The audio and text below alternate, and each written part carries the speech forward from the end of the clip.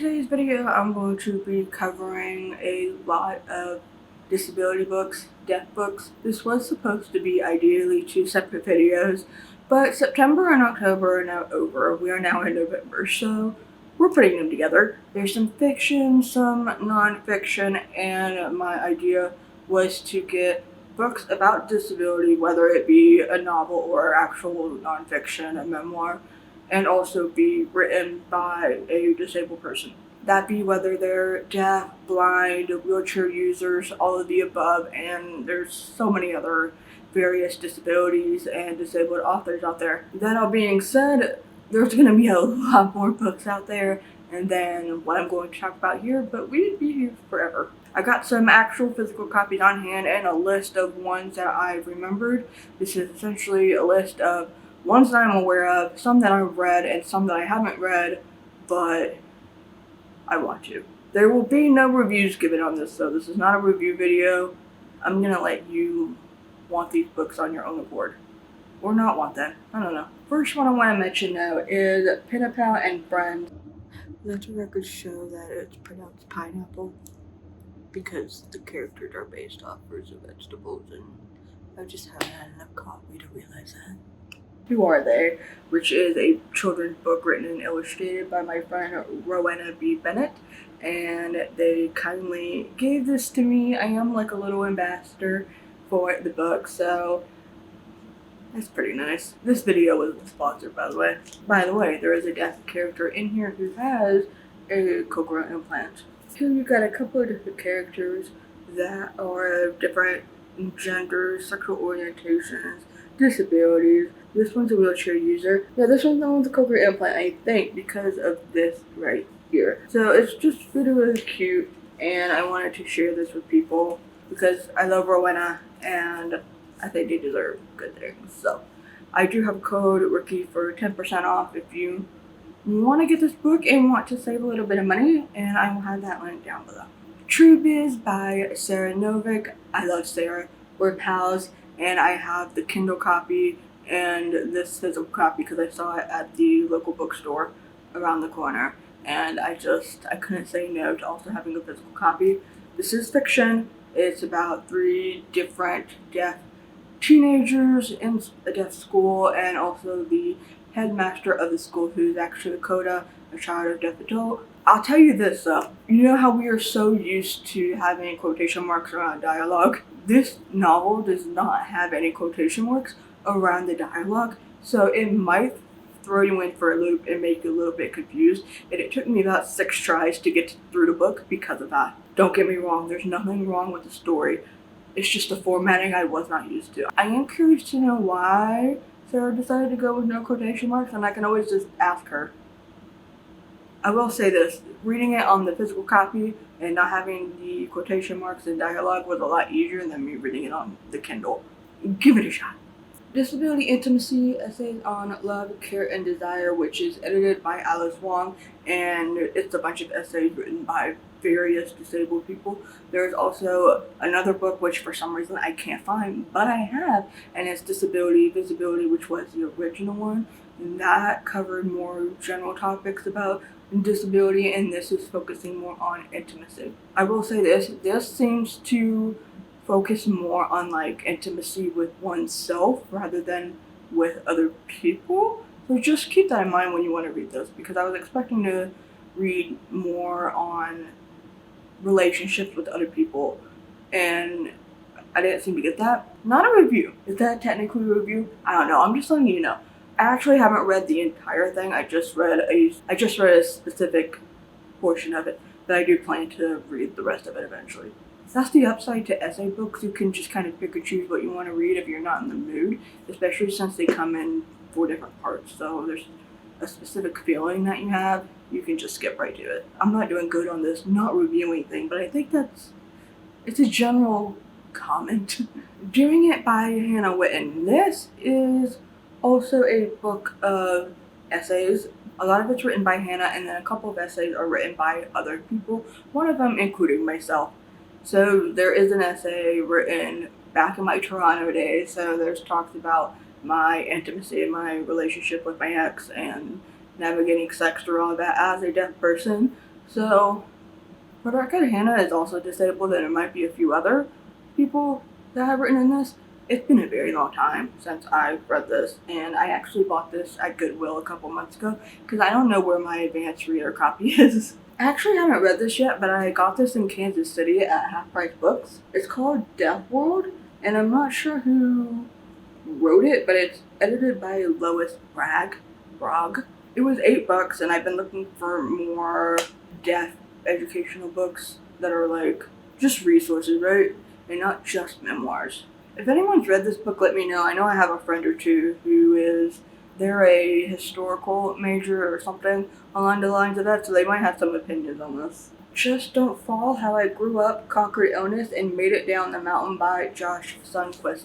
I haven't read this yet. I found it at a small bookstore in Bellevue. I was just browsing and I was like, wait a second, I know Josh. Like, we met at VidCon and stuff, and I didn't know he had a book out, so I bought it and I wanted to read it in October, but I haven't got the chance yet, so that's going to be on my list very soon. Death Like Me by Thomas and James Spradley. I read this a long time ago, and then I found it at Goodwill here a couple months ago. So I decided to get it again because on my bookshelves I wanted to have a lot of physical resources, memoirs of deafness and disability. So The Butterfly Cage, Joy, Heartache, and Corruption, Teaching While Deaf in a California Public School, a memoir by Rachel Zemock. Rachel actually gifted this to me, and it's been very interesting because we have grown up similarly in mainstream lives and learning ASL, and so it's been interesting to read her experiences because she is older than me, so she's gone through a lot more than I have. So definitely want to read. The Deaf Girl, a memoir of hearing loss, hope, and fighting against the odds by Abigail Herringer. You might recognize her from The Bachelor. I did not watch The Bachelor. I haven't watched it since whoever was that season of Ryan and that one blonde lady.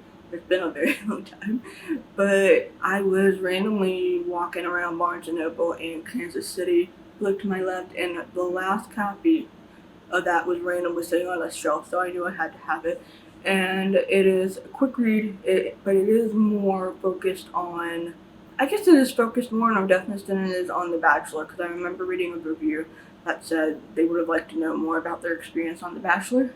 I don't know, but it's worth the read. I know there's another woman that was on The Bachelor that is also deaf, also has cochlear implants, I think. This one isn't written by anyone deaf or disabled. They're actually a hearing man, but if you like sports, The Boys of Riverside, a deaf football team, and a quest for glory. I bought it, and I had no thoughts on it just because I know nothing about football. So if you know anything about football, you're going to be able to read it just fine. So you do get to read about the Boys of the Riverside football team and them growing up and getting into football. Also, some of them finding deaf community, things like that. So get that if you're a sports person. High chance I'm going to mispronounce this name, and I'm so sorry, but this is the book that I thought I had brought, but I didn't. Care Work, Dreaming Disability Justice by Lakshmi Samara Sinha. But I love the cover art on this thing, and if you want to read more about disability justice, also from a person of color who is disabled, etc., etc. El Defo by C.C. Bell. This is popular among the deaf community. I haven't read it. It's been on my Amazon wishlist and stuff forever, but I haven't read it. Haben, the deafblind woman who conquered Harvard Law by Haben Girma. I got to meet Haben in 2016 at the Accessibility Summit at YouTube Spaces in California. Very nice person, and it was really cool communicating with her because she's deaf, she's blind, and she doesn't know ASL. So how the conversation worked is she has this typing mechanism thing, a little keyboard, and you would type what you want to say to her, and she would either speak to you or she would sign to you depending on who you were. The Pretty One on Life, Pop Culture, Disability, and Other Reasons to Fall in Love with Me by my friend Kia Brown. This is definitely good if you're someone that's more of the young adult age. Especially if you really like pop culture. Kia and I are around the same age. We grew up on the same stuff. We love One Tree Hill and Sophia Bush, so we get to talk about that often. Deaf Utopia by DeMarco. It is his memoir. I haven't read it yet, but it's on my wish list. I'll Scream Later by Marlee Matlin. I don't have it anymore. I used to, but I've read it. Marlee Matlin is like the first deaf person I ever knew outside of myself and my mother. So Marlee Matlin is the first deaf person, growing up in deaf community stuff that I was like, oh, there's like a different world to deafness and deaf people, right? Access your drive and enjoy the ride by my friend Lolo Spencer. Bit of a memoir, bit of a self-help book. It's been so long since I've seen Lolo, and she's given me the opportunity to write on her website from time to time, which is really nice. I didn't even know she had written a book until I was randomly walking around the library and I saw her face on a book cover, and I was like, what? And alas, she wrote a book, and so I got it and I read it. Give Me a Sign by Anna Sortino. Haven't read it. On my wish list. The Whispering Dark by Kelly Andrew. On my wish list. I'm pretty sure I follow Kelly on Twitter. Show Me a Sign by Anne Claire Lizotte. Now this last one I'm going to mention, has been on my wish list because I love horror. This person loves horror. And I need this book. Apparitions by Adam Pottle. I need a deaf horror book in my life. I need to write one, actually, or even just short stories. I had an idea based on a personal experience, and I started writing it, and it got lost when my hard drive died. That's the current list that I have. Like I said, there's so many more. I was even Googling some stuff so I could try to put in some extra minutes in here.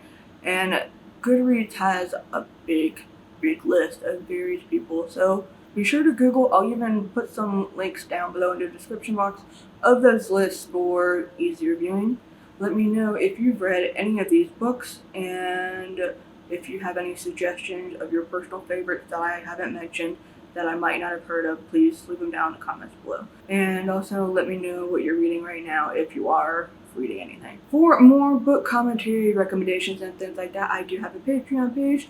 For as low as $1 a month, you can support me on there. The book stuff is at the $5 tier, but hey, $1 is also very generous and does get you some content. Consider becoming a channel member because there's extra videos involved with that. Subscribe if you have not yet. Would love to have you for more future book videos especially. Thank you for taking the time out of your day to watch this video. I very much appreciate it, and I will see you later.